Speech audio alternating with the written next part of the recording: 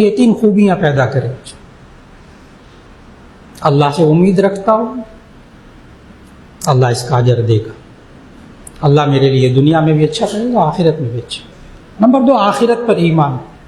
Number 3, अल्लाह को याद रखता। अगर अल्लाह ज़हनों में ही ना हो, हमने अपने जवान बच्चे और बच्चियों के ज़हन में अल्लाह को रखा ही ना हो, अल्लाह से ताल्लुक़ ही पैदा ना किया हो।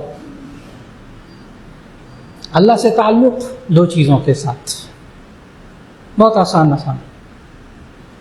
5 वक्त की नमाज, कुरान मजीद की तिलावत, अल्लाह से ताल्लुक़ कायम हो गया।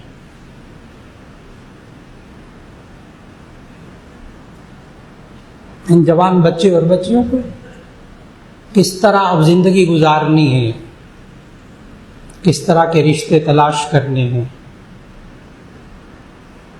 ये जो जोड़े बनते हैं, हम माँ बाप की जिम्मेदारियाँ